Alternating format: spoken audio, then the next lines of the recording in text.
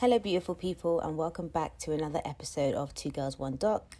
One Doc. It's your girl, BD. It's your girl, Foreign's the fiance. And we're back. Can I just say, I feel Okay. I feel self-conscious now when I say One Doc because, we say it every time. Like, it's not like a pre-recorded. No, but I love it so much. Like, literally, like, it just makes so sense. So did I, till I got an interesting... Yeah, do you know, when I said that to you, like, I didn't even think about that. But yeah, because that just, basically, one of my friends sent us a voice note saying that she really likes the podcast and whatever episode. And she was like, I think it's really strange that Foreign's, like, just repeats One Doc randomly. And I was like, no, it's not repeats One Doc randomly. Do you know what I mean? Like, it just is what it is. And it just came naturally. It was born from a natural je ne sais quoi. Of the convo. But yeah, you know when someone points out something you didn't think was a thing and then you're like, oh shit, like... That's how I feel. Like when I started making YouTube videos and I would like listen to my voice back or like look at myself, I started realizing things that I never realized in real life. So I think it's not always great to look at yourself or hear opinions on oneself. Yeah. Yeah. But yeah, the One Doc will continue. Amen.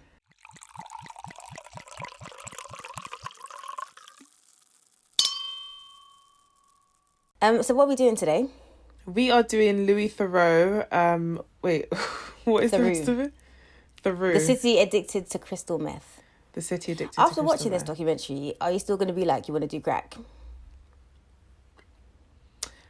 No, because when I say crack, I never meant like crack cocaine. I meant like a line of coke. But even because I recently kind of shared this podcast at like work. We had this thing where we had to tell people about ourselves and it came up. But anyways, I just want to emphasize I do not want to do cocaine. I just say this like as a joke because like we've been in lockdown for so long and I just feel like I've deprived and suppressed myself of so much to like I'm gonna go crazy. Let me just go ham. Yeah, no, she never would. She wouldn't. I never would. Jokes aside, like my nose is staying clean, literally and figuratively.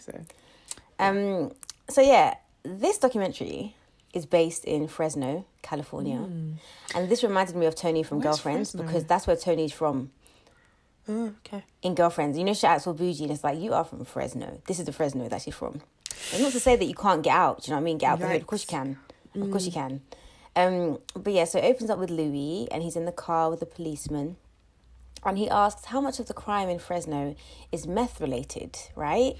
And the cop is like, oh yeah, at least 50% or more, which is actually kind of crazy.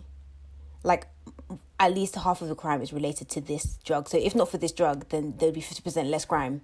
Do you know how wild that is? That's very crazy. But I'm wondering, is this where Breaking Bad is then based? Have you watched Breaking Bad? No, Breaking Bad is based in Albuquerque, which is New Mexico. I thought it was based in LA. No, I'm pretty sure it's New Mexico. Oh, okay. Yeah, I'm pretty sure it's New Mexico. Correct me if I'm wrong, but I think it is New Mexico. I don't know why that information came to my head with such vigor. Like, I was like, no, it's definitely New Mexico. Yeah, Breaking Bad was a good series. I think it took me ages to get into it. Like, I watched from season 1, episodes 1 to 4 on, like, 3 different occasions. I just couldn't get into it. And then when I started to realise that it's not so much about the plot, but more about the character development. That's when your eyes open. My eyes, I was like, this is an amazing show. The scales fell, yeah. This is an amazing, the scales fell from my eyes. It's crazy. From my eyes. That transition of, what was his name? Was it Will? Walter White. From what he was initially teacher to what he ended up as. Drug lord. Listen. Fam. Beautiful. That show is remarkable. Also, speaking of beautiful... Oh, okay, go on. No, go on. Because this is so off-brand. Like, not related. But speaking of things that are beautiful, last week, Friday, I had a peanut... So, it's in creams, okay? It's a peanut butter cookie dough with, like, caramel sauce. It's gluten-free for anybody. This sounds like way too much going on. No, and then salted caramel ice cream. Okay, and then it had meringue, like, crumbles.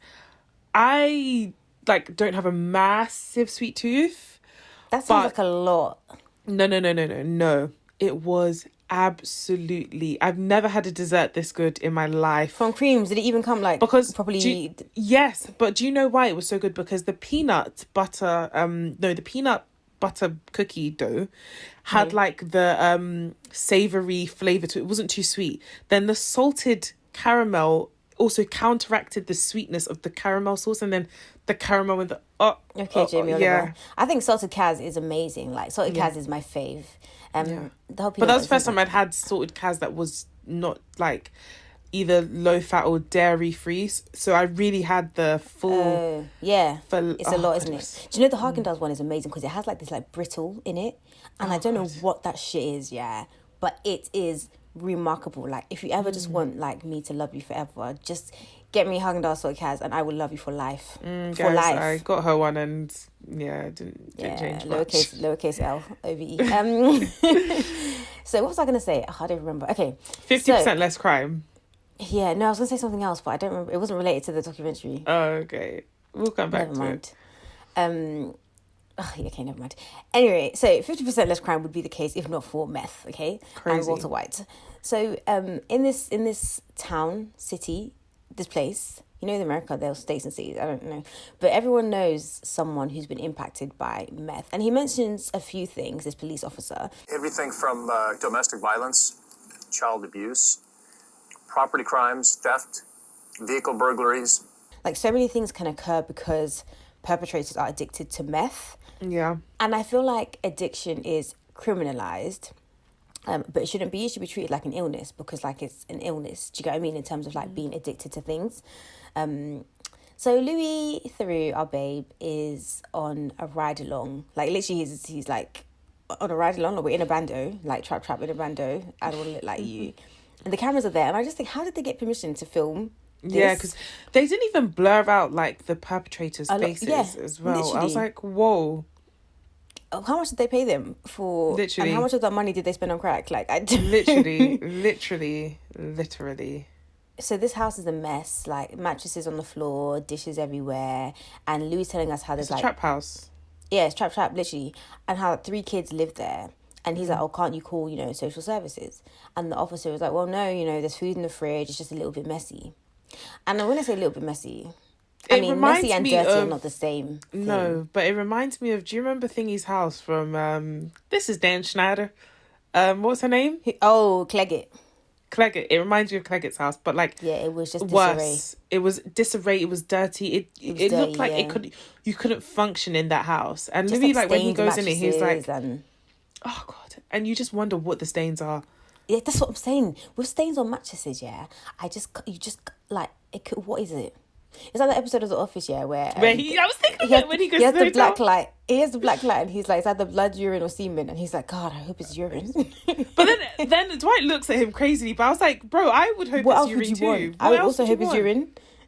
Yeah. But like, okay, to be fair, like I have like a coffee stain on my mattress. But if you saw it, you'd be like, oh, that's so gross. That's what I'm saying. That's what I'm saying. Any stain on a mattress. It's worse when it's on a mattress. Yeah. And like, you can't just put a mattress in a washing machine. You can't just do that. Yeah, so like the stain is just gonna stain forever.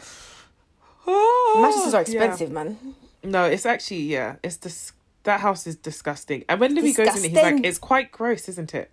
Like the way he talks, like, guys, I'm sorry, but you just need, if you have not watched like a Louis doc in your life, what are you doing? Yeah, just like, watch one. He always does these outrageous documentaries. Then his like personality is always so funny. Exactly, in relation to the things going on around him. Like the funniest one was the swingers one, which I wanted us to do, but we've done enough about swingers. Like there was a swingers one where they were literally having... Yeah, we could do it. Where they were literally having sex next to him. And he was just like trying to interview the guy that was in the middle of having sex. And it was just like, bro. Louis, he's so strange. So there's even one bit where like he's asking this guy about meth and stuff and he's like, am I coming across as quite judgmental?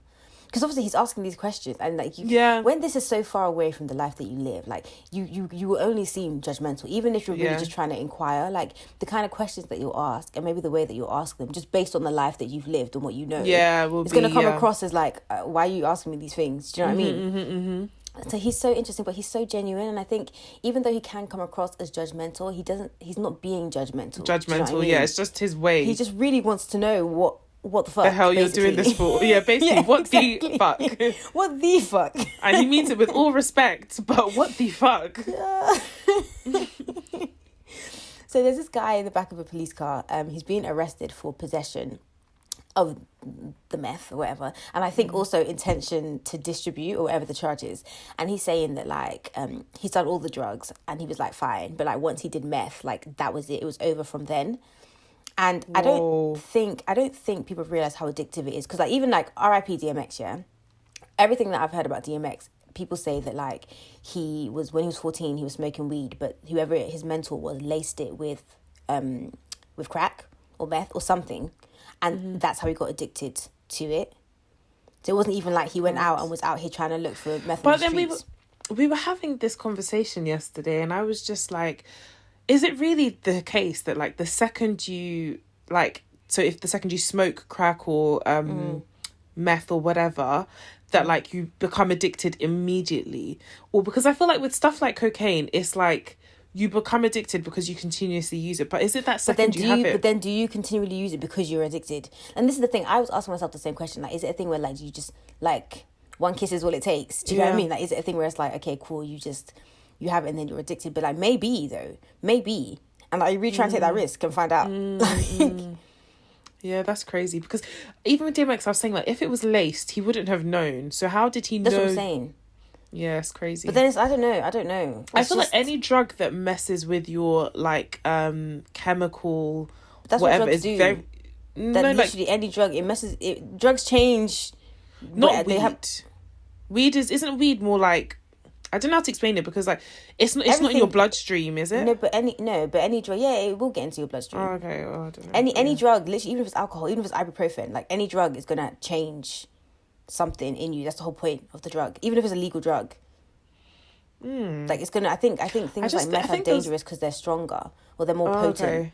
But the things that I just feel like the addiction to like cocaine or any of those substances is based off of, I don't know how to explain it. I don't know if it's about bloodstream, but the high that you feel. Yeah, like there's something about it versus, I think literally like you know how you become addicted? You can become addicted to sugar because like you crave it. I think that's what you have with like cocaine and stuff, where stuff like weed is different. Like the I don't know, but yeah, that's what I've always thought anyways, but I might be wrong. Any like chemists or whatever, feel free to, pharmacists, not Dan Schneider. Dan Schneider, please. This is Dan Schneider. So I think addiction, we learn, is like it's like it's an illness. I feel like it's like a disease, but it's just that this particular disease makes you more susceptible to crime. I think friends are looking at me somehow like she doesn't agree. Had your wife, had your kids. No. Do you know what? I found this documentary really tough because I understand that addicts require help. Yeah. And not, what's the word? Incarceration. But I think sometimes when you look at the devastation the addiction causes, and obviously I've never been addicted to anything. I've never been around anybody. Just morphine that one time. When was that? When you had your appendix taken out. Oh my gosh, yes. I remember saying like I could easily see how people become addicted. But yeah. And also, like, I've never been around people that are addicted to stuff. So I don't know the intricacies of this. But, like, watching it, you're just like, bro, like, can you just stop? But I know they can't. But sometimes it's difficult. This is the thing. It's difficult to feel the sympathy you want to feel. Whereas, like, if somebody had, like, cancer or something, you immediately feel sorry for them. And anything that comes of it, you can't chastise them.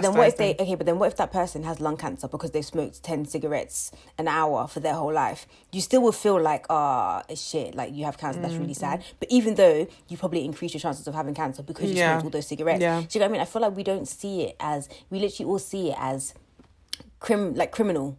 Do you know what I mean? So I don't know. This documentary, like, it really made me reconsider a lot. I guess it's because either way, you make the choice to take the drug. Yeah. Yeah. You make the choice to smoke and get lung cancer. You make the choice to eat all these burgers and then you get diagnosed with diabetes type 2. But then it's like, because these things are acceptable diseases and are like, okay, cool, loads of people have them, or like you're more likely to meet someone with diabetes or with lung cancer, whatever. Like, they're more socially acceptable diseases to have. Whereas because addiction isn't a disease, you don't get arrested because you've got diabetes. Do you know what I mean? Like, and you robbed a Snickers from a store. Like, you don't get arrested for that. So I do think it is like an actual disease, and if it's addressed as such, things would change. But yeah, I think there are a lot of people in this doc that I'm just like, mate, like, sort it out. But then also, they can't / don't want to. Yeah. So this doc is basically Louis, our babe, meeting different meth addicts and him trying to understand the addiction, which is really interesting because, like, he's trying to understand, and obviously he cannot understand because he's not an addict, so he will never understand. It's like, we will never understand. Like, maybe we'll be able to, you know, sympathize with the situation, but we'll never truly understand what it's like to be an addict unless we ourselves became addicts. So we're at this rehab facility and they're all singing. Yeah, trust me, Sophia Kwa. They're all singing really badly, but they're singing, okay? They singing. And many of the people there are sent to this rehab centre. I think it's called like Westlake or something, as an alternative to jail time, which is good. And it's like, okay, cool, this is rehabilitation, right? So we learned that there's been a rise in women becoming addicted to meth. And this is particularly worrisome because they're more likely to have like wild sexual encounters, which then can lead to pregnancy, and not just pregnancy, multiple pregnancies and crack addicted babies. So loads of the women in the centre have multiple children. Like they've got bare kids, like 5 kids here, 4 kids there, like just hella kids. Which like maybe makes childbirth like less painful. That's what I was literally just about to say. I was literally about to say, well, you know what? That's one positive because they probably don't remember or feel the pain of birth. Feel the pain. So, honestly, my gosh. I'm not going to lie. Only. Did you see that thing about the girl the belly, with her black stomach?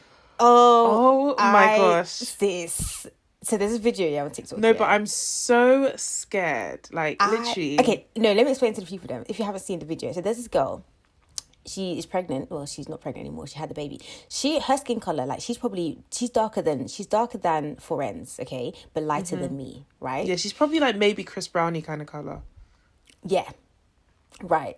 So then she has a baby, right, and her tummy is dark. Her tummy is darker than me. So her tummy is like, I'm trying to think who I can compare. It's like maybe like Ducky Thought. Yeah, but But it's a little bit lighter than. But Ducky. it's the complexion of the stomach is not. It's nothing I've ever seen brown. before. It's like I don't know how to describe it, but either way, you can Chris Brown and Ducky, they're not the same color, yeah. So her body, most of her body is Chris Brown, and then the rest of her stomach is Ducky, and that's because of the pregnancy. And she's just like dancing around saying, "Yeah, I hope it goes back." At first, when I saw her, I thought she was wearing like a vest, a two-tone or like a top, black waist. Yeah, I thought she was wearing a waist trainer. Yeah, literally. When she was like, I was like, wait, what? I've decided I'm no longer saving for a house. I'm saving for a surrogate. People were commenting under and they were like, oh yeah, this happened to me. Oh yeah, like I had to like bleach my stomach. Oh yeah, this was around for like 6 months and it still isn't 100. I was like, excuse me, what? And yeah, I don't know. This is scary because there's so much. Your teeth falling out, your hair, your this, your that. I literally was talking to one of my patients on Saturday, and I was just like, because she was talking about, I don't know how we started talking about babies, but anyway, she was just like, yeah, and I was like, oh yeah, but everyone says they're like a blessing and stuff, and she was like, yeah, but like, she's like, my teeth were perfect before I had kids, and now I still struggle with my teeth, and that only happened from when I had kids. What does she struggle with? I don't know. I think she was saying that like they're just not as strong as they used to be. And like she has like problems with them. This is how it started. I was asking her about health conditions and stuff, and she was saying how she had gestational diabetes, which is quite common. Like women get diabetes while they're pregnant. And she was like, yeah, I was fine after that, but then like my teeth, like I have problems with my teeth. And I was just like, I was low-key kind of scared to ask. Those soft teeth remind me of Michael again when he had to dip his food into the wine because he has God's sake. But yeah, so I'm just like, with this whole baby thing, like I'm not gonna lie, like this whole once you hold them, it's fine. I don't know that I believe this. And as time goes by, with every passing day, I just think if this child makes one misstep, I'm going to be so mad. Look at my tummy. Look at my tummy. But then you chose to have them. This is what I always come back to. You know the risks and you chose to do it. So, No, but most people don't know the risks. Do you think that if not for that video, would I have known? I would not have known because nobody and that's another thing. I don't know anybody that's ever had any of these issues. My mum like bore 3 children. I was born naturally, and the only thing she had was like morning sickness. She had preeclampsia with one of my sisters, but that wasn't like, it didn't have any changes to like her body or anything. Like she was fine. Her hair is fine, her teeth, everything. Like her sister-in-laws are the same. Like all my cousins, their mums were fine.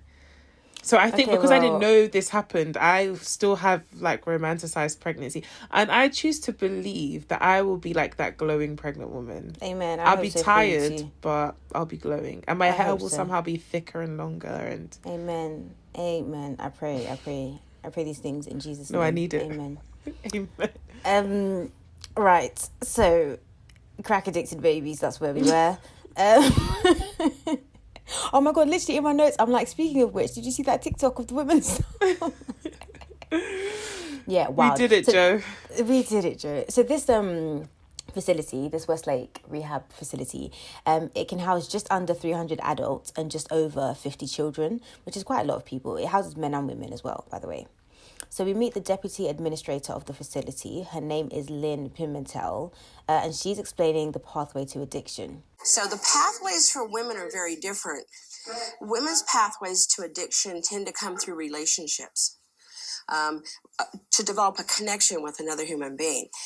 Men's pathways... So a husband or a boyfriend... Boyfriend, husband, father, a molester, an abuser. 95% of the individuals, the women that walk in here, test positive for mental health disorders, either depression, anxiety, compulsive behavior. 85% have been victims of sexual, physical, or emotional abuse. Men know who their enemies are and who want to hurt them. They're gangs, they're the police, they're enemy in war.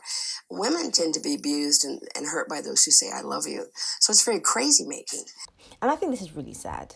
She's like, women usually get addicted through relationships. And she says, men know who their enemies are, the police, gangs. But women are often hurt by those who are supposed to love them. And that is crazy making.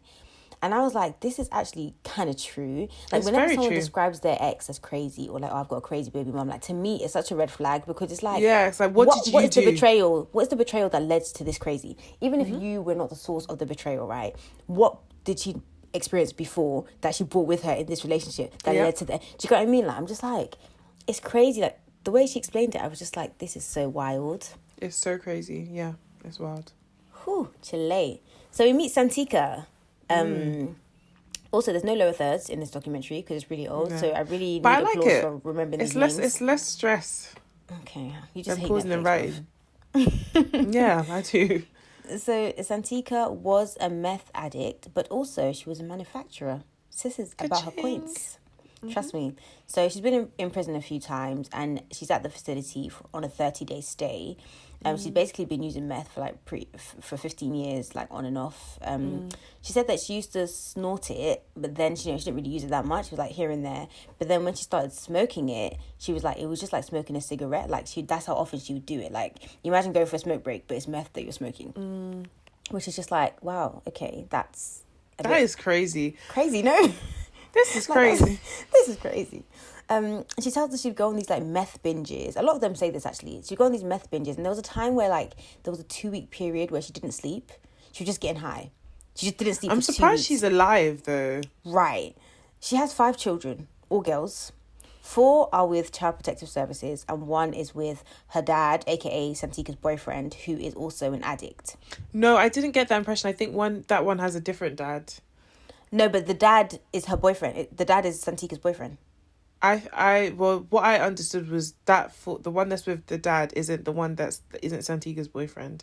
Am I making sense?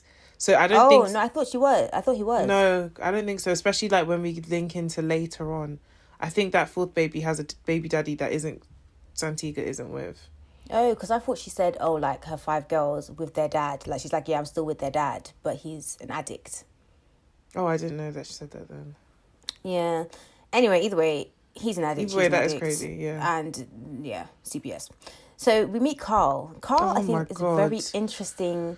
And Carl is the reason why, like, when Forenz was saying about, fix up, look sharp. Like, Carl, I think, is maybe the reason why. Because he injects, like, he's on it, yeah. When you start bringing out needles and shit, I'm like, you're really on your craft. Like, you really... Yeah, that's what I'm saying. Like, it's one thing you're really on it. I honestly believe that it's one thing to smoke a drug or even sniff it. But when you start injecting, you're really I want this in me. Increasing the risk of infection. Oh. There's just so many more, like, things that can go wrong. Do you know what I mean? Like... You can catch the AIDS.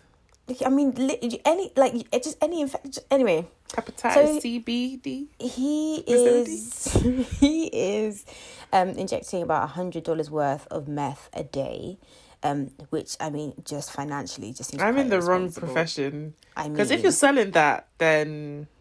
You can make it, though. You can make it yourself if you wanted to. So, find your market. I mean, again, for colleagues listening know, but I did actually want to Google it, but I was afraid the FBI were going to find me. Google it, yeah, because I was going to Google it, because in this documentary they made it seem like it's so easy, like you can just make that's what they make it seem like. Oh, you just do it like you do like fried chicken. I was like, I think you can though. I think you just need paracetamol. That's why you can only buy like 2 paracetamols at a time. You can't buy hella. Yes, I think you use paracetamol or ibuprofen, one of those things. I don't know why I had this impression that you cooked it from Lord. Oh God, what's that thing called? You know the thing that goes into your car, the window cleaning fluid. What? I think it's because think that. No, that's what they used to. No, antifreeze. That's what they used to kill people. No, not antifreeze. You know the stuff that you put in your car, the windscreen wiper. Yeah, the washer fluid. That's not antifreeze. No, it's not. Yeah. I thought it was made from that, but you know, I think that because in Breaking Bad it was blue, and that stuff is blue. So I was like, oh, it must be like. I mean, I don't know what the other ingredients are, so maybe it is. Maybe all household items you can just use and just be cooking meth. Nah, I'm gonna alongside so you can't Google how to make it. You can if you want the FBI to come after you. I'll do it on my sister's laptop. They can take her. No, but you have to use a different IP address, so you have to go to like an internet cafe. Go to like her uni. Oh, yeah, good. You go to the internet cafe and wear a disguise. And then let us know on the next episode where we bait out. That's exactly what we did. So yeah, he's been married for 25 years to a lady called Diane. She also uses, but she smokes. She doesn't inject. So there you go. They've got 5 kids, 5 sons. And all the sons live with Carl's wife's brother. So Diane's brother. I love my sisters, but I am not taking on 5 boys for nobody. That is crazy. I'm not doing that. Brother probably has his own kids. Do you know what 5 boys are? It's crazy because it's like, obviously, I've just said that, you know, being an addict is an illness, and it very much is. But it's not like you have cancer. Like, I know I've literally contradicted everything I've said, but it's not like you have cancer and you're bedbound or you can't whatever, like... Oh, do you know what? Maybe it is like that, and that's the point. That's the point that we have to. Can we just be no? Because no. Can we just be honest about the? And also, guys, you need to watch this documentary. In this situation, I think in their case, in this specific situation, no. Yeah, it's true. In their case, because the thing is, they're quite high functioning addicts. I literally had them as high functioning addicts. They are both in school. Guess what Diane is studying? Yeah, Diane is studying to be a drug counsellor. And she's giggling about how she still uses. Listen, I'm getting ahead of myself. Let me go back. So the kids are with the sister. Rewind. Okay? Rewind. The kids are with the sister. Brother. Okay. The brother. Kids are with the brother. And so Louis asks Carl, like, if he feels like he chose drugs over his kids. And he's like, no, he chose his love for his kids over the drugs because he doesn't want them to be around the drugs. Now hold on, Miss Mamas. Wait a minute, because what are you even talking about? Like, so like, I know it's like almost like rudimentary or whatever, but like if we like literally 1 + 1 is 2, like you could be off drugs and have your kids, or you could be on drugs and not have your kids, and you chose to be on drugs and not have your kids. So which did you put first? This is why, ladies, we need to be careful who we allow into our wombular area.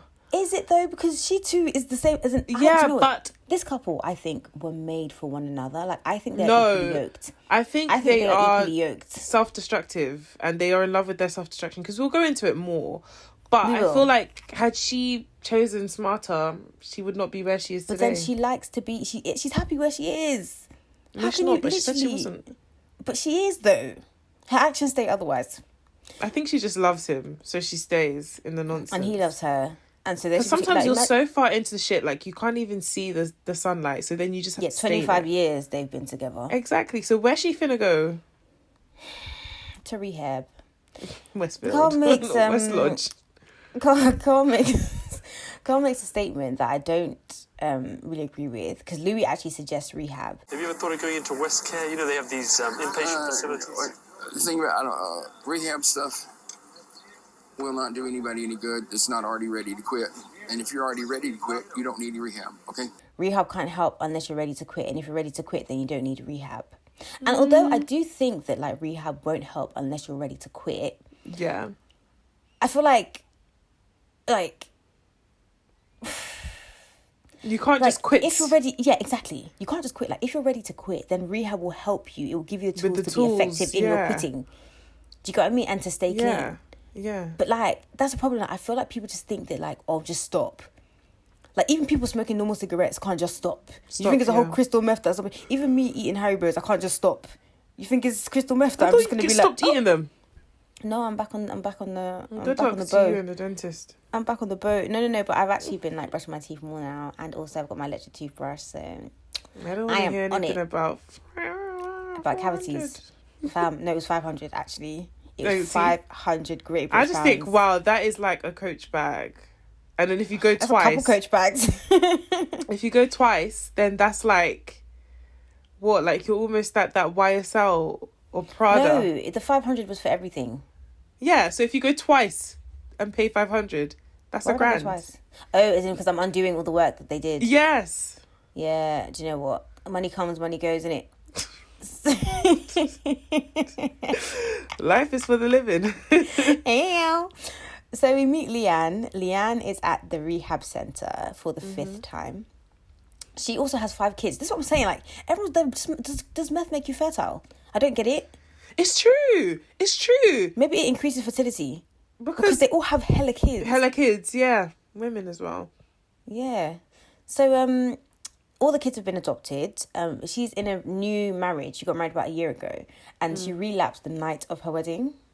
And to be honest, I'm not going to lie. The way that weddings seem mad stressful, I do not blame her. Like, she probably was just hella stressed. Hey, don't say this to the latest bride in town. Yeah, but are you not the one where am I getting this whole stressful information from? Is it not stressful planning a wedding? Yeah. Yeah, so a little crack would help. Do you know what I mean? Don't tempt me. So, girl, don't tempt me. Yeah, so she runs away on the night of her wedding and doesn't come home for 3 days. Guys, if any of you have watched Love... The reason why I'm not surprised is because there's this show called Love After Lockup. And, like, there's this guy and he goes and he marries this woman straight from prison. And they get married and stuff like that night. Like, when he's first met her, she's straight from prison.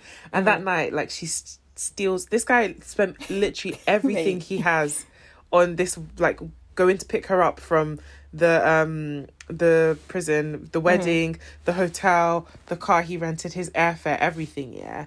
And then the morning after the wedding, she steals his wallet and the car and like goes on like a drug binge. Stop it. No, yeah, seriously. His dad has to like fly and pick him up. And like this guy's a little weird anyways. Like he doesn't seem like he should be getting married. But either way, yeah. So are they married now at this point? They're still married because she went to prison after she violated her probation in so many different ways. Yeah, of course. So like in every way possible. So she went back to prison and then she came out and they're back together. Oh, they're back together? They're still together. And so this is what I mean. There is someone for everyone. Yeah. There is.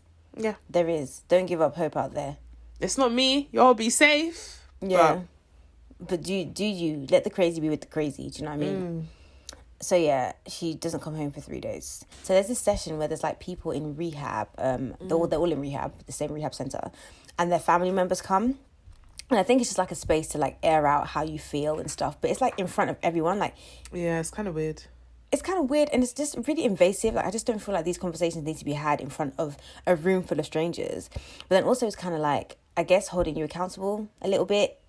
But I don't know, still, I don't really get it. Like, I was trying to understand it, but I don't really get it. This is above my pay grade. Literally, like, it's crazy. They like, some of them are really going in on them, like how it affects them and stuff. But we see Leanne's exchange with her husband, and like the guy just seems so hurt. Like, it's really sad. Like, but they make up, you know, and he hugs her and stuff, and just like, I really love you. And I'm just like, again, someone for everyone. Like, someone for everyone. Literally, someone that will love you through your meth addiction. Like, that's what you need. That's what you deserve. Do you know what I mean? Do you remember Santika? This is why if I speak... Yeah, Santika's a meth user / manufacturer with 5 daughters, but one is with the dad. Yeah. Okay. So now she's finished with rehab, and she's back with her boyfriend and her one other daughter. The boyfriend is still using, and Santika, she's kind of like, I know that he's still using, and this could be dangerous for me. This could cause me to relapse. But whatever. We move on. Back to Carl. Carl is the one with Diane. They've been together for 25 years. He doesn't believe in rehab. That Carl. Okay, the one who shoots himself with $100 worth of meth every day. Cool.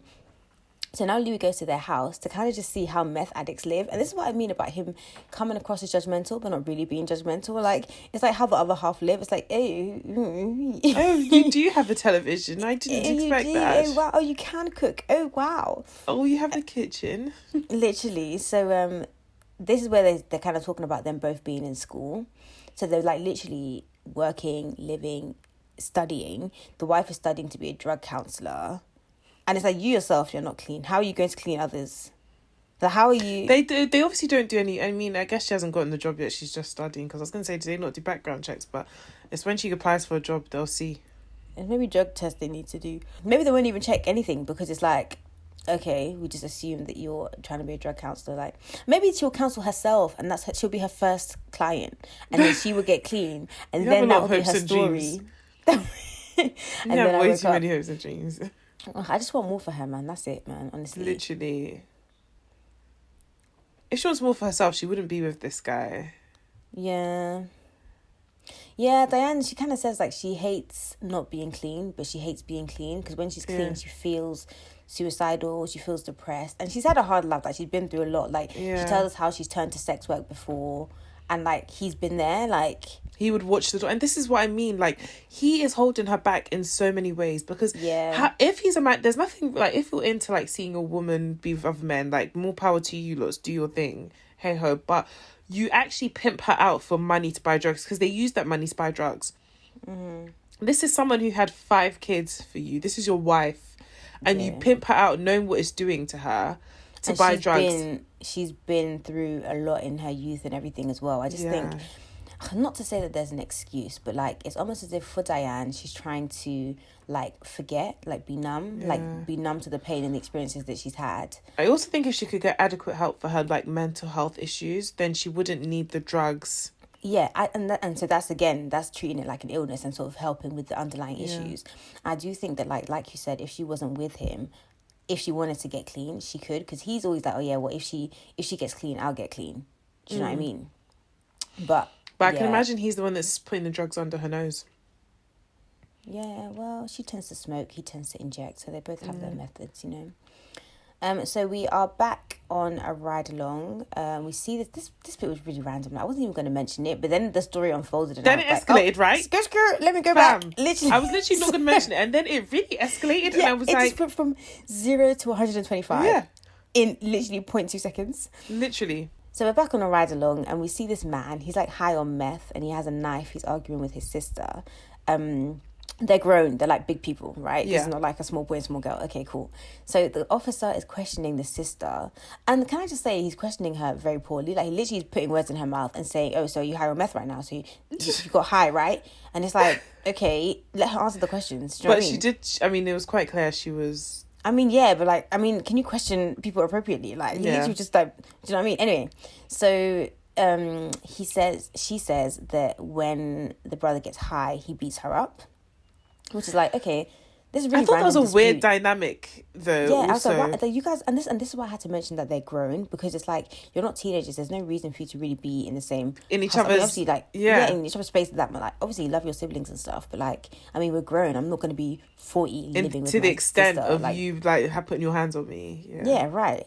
So then we meet this guy's wife, who volunteers information. She just tells us. Yeah, but she just seems like she's tired. She's over the bullshit and she's like, please come and hear my story. Please. She's unprovoked, she tells us that these siblings have been sleeping together.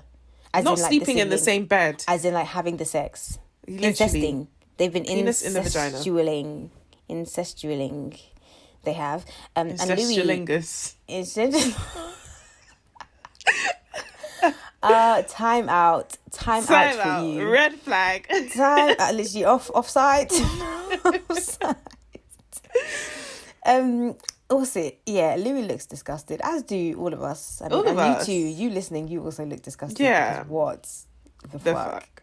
And I cannot emphasize this enough. The fuck. Literally, like, so, yeah. Yeah, the guy, apparently, the way it unfolds, it's like an episode of Maury. The wife tells us that, you know, the man kind of tells him, yeah, I'm sleeping with my sister, and that they're meant to be together. And they sleep in the same room. But then, again, you just have to know it's the meth. It is. One will hope that it's the meth. Yeah. One would. Because they're obviously very bonded off this meth-induced life they live. Okay, but then does meth make you want to have sex with your sibling? Is that what it does then? Is that like a No, but it just messes with your brain. So he probably doesn't even see her as, like, his sister. He's concocted, like, his own reality of who she is to him. Like, yeah. I mean, true. How can I try and understand the mind of a man who sleeps with his sister? It's so... And we see their faces, that this is not blurred out. Like, we see... If I walk past you, I know who this man is. Yeah. So the documentary is drawing to a close now. Louis back at the rehab facility. He's talking with Lynn again. And he makes a good point. Is it possible that it's not really about meth? It's about severely damaged people from traumatic backgrounds, and that they'll find something to medicate themselves with no matter what. He says it could be that this whole addiction thing is less about meth. Okay, autocorrect. I mean, meth both accurate. Both less about mess and more about people who have experienced trauma, finding something to help them deal with the trauma, like whether it's meth or whether it's something else. And Lynn agrees with him, and so do I. Because it's like, okay, cool, I don't do meth, right? But like, I might have a bad day or be sad, and then I'll order food or I'll buy a bottle of wine, even though I told myself I'm not going to. Do you get what I mean? And it's like, okay, Morley's is not meth. Do you know what I mean? But Morley's also isn't as addictive as meth. So if something that's not even as addictive can make you do certain things or like repeat behaviors that you've told yourself you're not going to repeat, how much more this drug, you know? So I think it's a bit simplistic to be like, oh, you know, you do meth, go to jail. I think it's like you do meth and then you commit a crime and that's what makes you go to jail. But the reason you committed that crime was the meth. So maybe we look into the meth, the reasons behind why the meth it's so taking. concentrated in a specific area, for goodness sake. Right, exactly. Are they like pumping it through the pipes or something? What the hell? Honestly, it's like if you just maybe look into better healthcare, better housing, better employment, then like all those societal factors that are causing people to... America not being a capitalist country where people are actually taken care of and their social welfare? No. And then I woke up. Never. Yeah, it's crazy. It's actually crazy because, but the documentary is actually ending now, and we see what happened to some of the people that we met earlier in the documentary. So, Santika, back in jail after using... Oh, gosh. And now she has to go back to the rehab program when she gets out for at least 2 She years. literally used the day we saw her with her daughter, like just she after did, that. And the thing is, Louis was like, "Oh, have you used today?" And she was like, "No, I've not used since I got out." And it's like, but she said she used after. Yeah, the day after. Yeah, I think she had been using. Yeah, I think she's been using. But you know, what's my own? Leanne, she's back with her husband. We see them at church. And Lou was in there clapping and singing away. Do you know, it was actually a banger. You know that song was like, I was created to make your praise glorious. It's such a tune. It's such a tune. Obviously, it didn't sound like a tune because of who was singing it. But like, you know, when you know what I mean? When they sing it, it bangs. Do you know what I mean? But Louis clapping along out of sync. They're all kind of out of sync, but Louis is more like but like Louis is in his own world. Like it's fine. Yeah, Leanne is 64 days clean, which is great. Like Leanne is with her husband. Like she is like this. Is what I'm saying, like a good support system. You know, help. You know, I just want the best for Leanne. Do you know what I mean? Yeah. I think Leanne also wants the best for herself. I think she does, and I hope she's still clean. Me too. Wherever she is. Carl and Diane. Carl is especially stupid, because Carl's like, he says that there's no guarantee that quitting meth would give him a better life. No one can guarantee that. But then he later on says that, like he tried to quit one time, and Diane was like, but your life was better. And he was like, but still. And it's like, he's just the kind of person that likes to be like loud and wrong. Like he will be so deep in his wrongness, but it's fine. Like he's not going to step out of it because he's happy there. Yeah, I agree. I think he must have some Nigerian man in him. Like he must. Yeah, there must be a drop.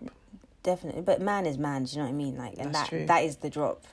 Man should. Oh God, I was gonna sing. Have you heard that song from Modern Family? What song? Man shouldn't lie. Man shouldn't lie. Man shouldn't lie with another man. Do you remember the episode where Cam starts drumming for the Christian drummers? No, I have no recollection of this. Okay, you need to watch it. It's so funny. He starts drumming for these drummers and like he's like, feeling really cool because like, he's drumming for the drummers and they're like, cool. They don't realise like him and Mitch are a couple. And then he goes on stage and starts playing and they start singing like, man shouldn't lie with another man. Mad. He's like, wait. But yeah. That episode's funny. Yeah, guys, that's the end of this documentary. It's definitely worth watching. It's an old one. Yeah. But it's definitely worth watching. I think it's interesting because I do think that the subject of addiction is complex. Do you know what I mean? And I do think, even though a lot of the people actually in this documentary are very annoying and jarring, I do think that like addiction is an illness and should be treated as such. Yeah, I would have loved to have seen why, like, explored more about why in this particular area it's so prevalent. Like, But yeah. But they do kind of mention just stuff like all the societal things, you know what I mean? Like people don't have jobs, people don't have homes, people are like living in squalor, poverty. Yeah, squalor. Yeah. Yeah.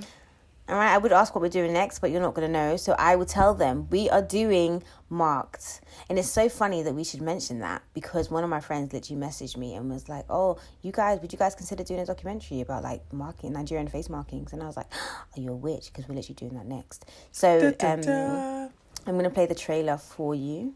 So you guys can, get into it. And that is what we will be doing next week. Yes. In the meantime, between time, where can they find us? They can find us on Twitter and Instagram at 2girls1doc. Also on TikTok. Facebook and TikTok. We haven't posted anything. I mean, you can still follow. Like, why would you not? Do you know what I mean? Yeah, I guess. Yeah. Where can the people find you? On Instagram at bdoneyewear and bdoneyewear.com. And we can find you on Twitter and Instagram at 4ends with 2 underscores and my other podcast, Character Replay. Right, guys, I'm going to watch Real Housewives of Atlanta. So, yeah, we'll see you next week. Oh, and the trailer. Yeah. Oh, yes. Toodles. Oh, and tell a friend, guys. Yeah, tell a friend to tell a friend. Not a friend. Not a friend. Toodles. All right, babes. Bye. Scarification is the act of scratching, etching, branding, or superficially cutting designs, pictures, or words into the skin as a permanent body modification. The origins of these practices are still a mystery. However, they began appearing on African art sculptures dating back to the 1500s. Most popular are the Benin bronze figures. Over the decades, scarification has embodied different meanings around Africa. There are many myths and tales of why these markings exist. For some tribes, it was practiced by royals to signify wealth and social status, while for others, it was a form of branding during the slave trade. Many tribes practice scarification as a form of beautification, while others link the practice to religion, identity, and war.